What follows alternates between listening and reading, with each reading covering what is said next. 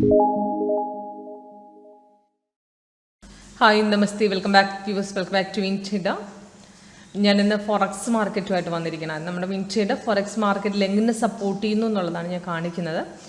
ഞാൻ കുറച്ച് ഫോറക്സ് പേര് ഇവിടെ എടുത്തിട്ടുണ്ട്. 𝐂𝐥𝐢𝐿, 𝐋𝐢𝐹, USD/CAD, GBP/USD അങ്ങനെ കുറച്ച് 4 പേയേഴ്സ് ഫോറക്സിൻ്റെ എടുത്തിട്ടുണ്ട്. അപ്പം ഇതോടൊപ്പം ഞാൻ എൻ്റെ സ്കാനറും ഓപ്പൺ ചെയ്തിട്ടുണ്ട്. അപ്പോൾ ഇതിൻ്റെ എല്ലാത്തിൻ്റെയും നമുക്ക് എങ്ങനെയാണ് ഇതിനകത്ത് എൻട്രി എടുക്കേണ്ടത്, സ്കാനറിൻ്റെ യൂസ് എന്താണ്, അതോടൊപ്പം നമുക്ക് എവിടുന്ന് എക്സിറ്റ് ചെയ്യാൻ പറ്റുമെന്നുള്ള പോർഷൻ കൂടെ ഞാൻ കാണിച്ചു തരാം.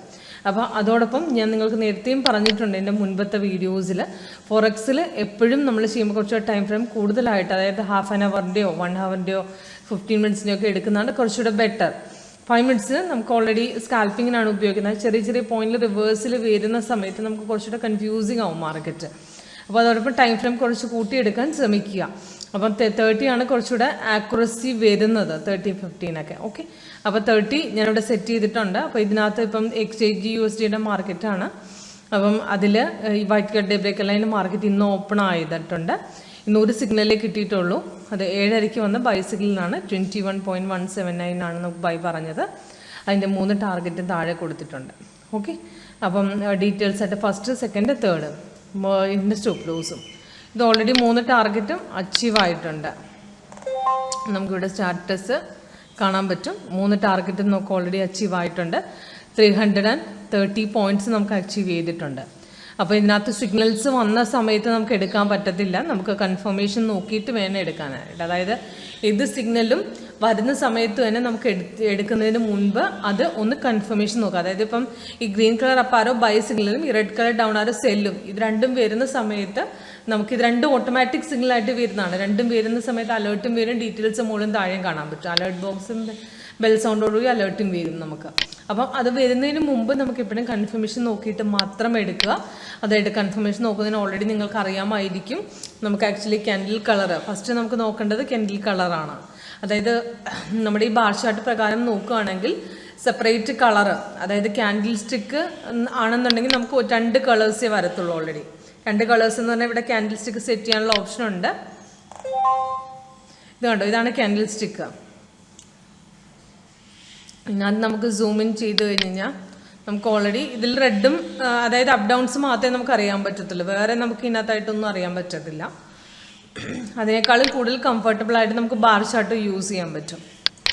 അതിലെന്താന്ന് പറഞ്ഞാൽ സെപ്പറേറ്റ് നമുക്ക് റിവേഴ്സ് പോകുന്നതിന് മുമ്പ് സൈഡ് വിത്ത്, ഇപ്പോൾ ഈ ബൈ സിഗ്നൽ കണ്ടോ, ഈ ബൈ സിഗ്നൽ ക്യാൻഡിൽ സ്റ്റിക്കിലേക്ക് നോക്കുമ്പോൾ നമുക്കിതിപ്പോൾ ക്യാൻഡിൽ സ്റ്റിക്കിലേക്ക് നോക്കുകയാണെങ്കിൽ കാണിച്ചു തരാം.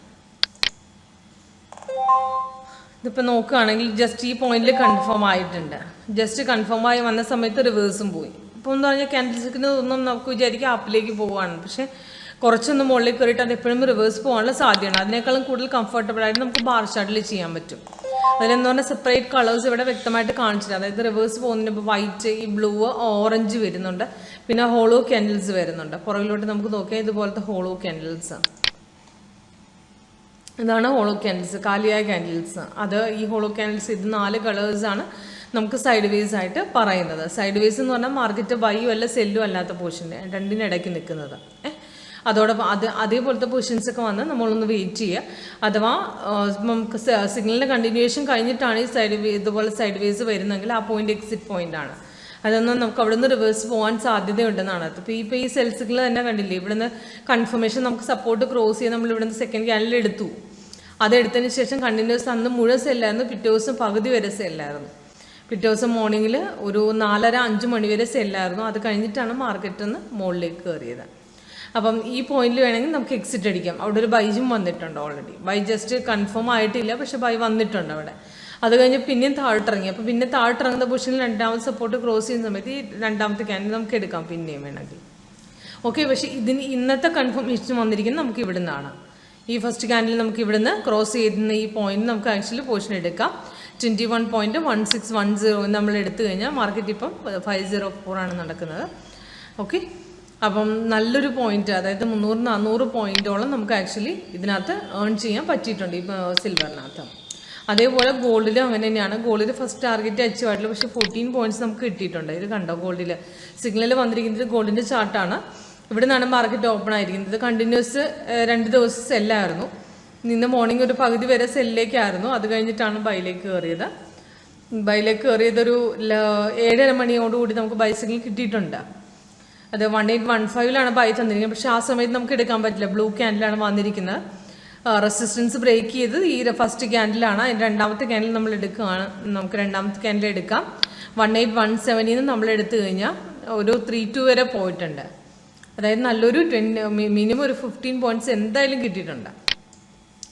ഓക്കെ, അതോടൊപ്പം നമുക്ക് റെസിസ്റ്റൻസ് ബ്രേക്ക് ചെയ്ത് കഴിഞ്ഞപ്പോൾ ഇത്രയും മാർക്കറ്റ് മുകളിലേക്ക് പോയിട്ട് നമ്മൾ ആക്ച്വലി ആ പോർഷൻ എടുത്തില്ല.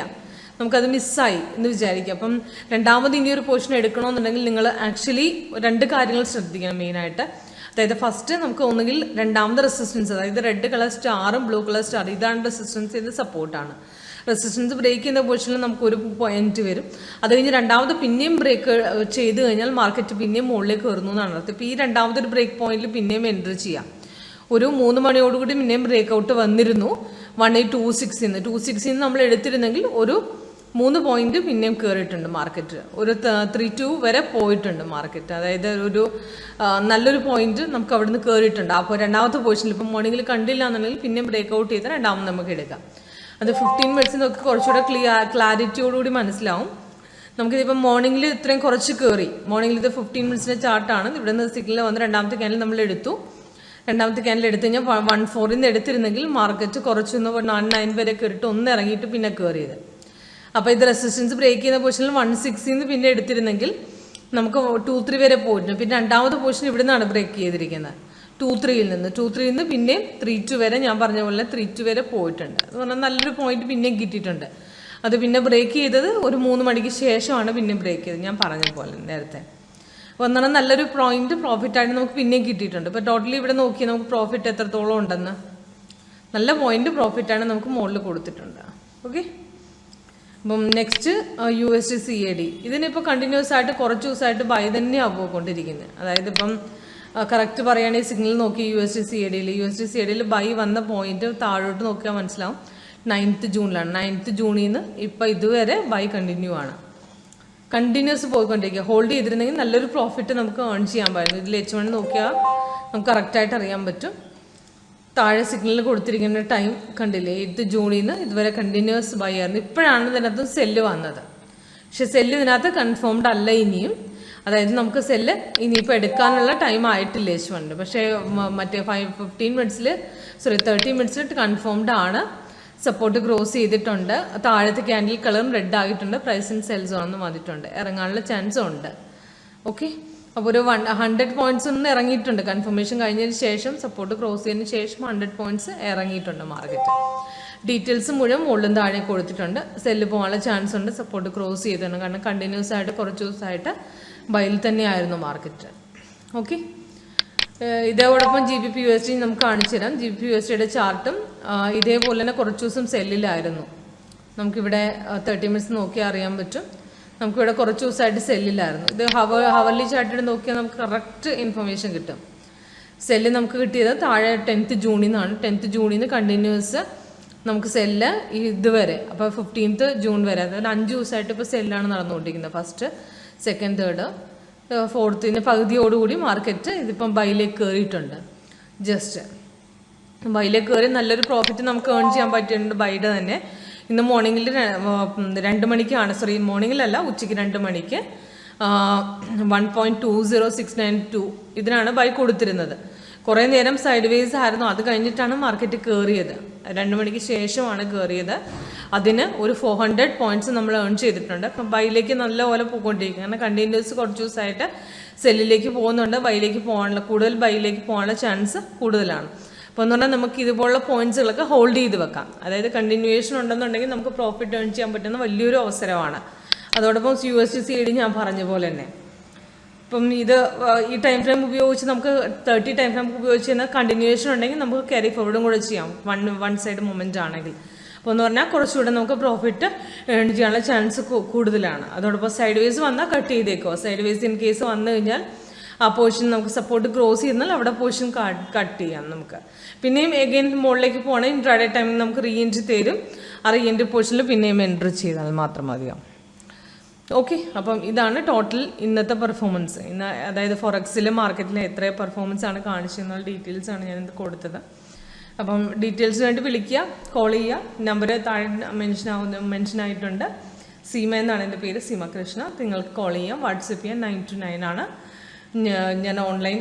9 to 9 ഓൺലൈൻ ആയിരിക്കും. എൻ്റെ വാട്സപ്പ് നമ്പറും കൂടിയാണിത്. Okay, thanks for watching views. Thank you.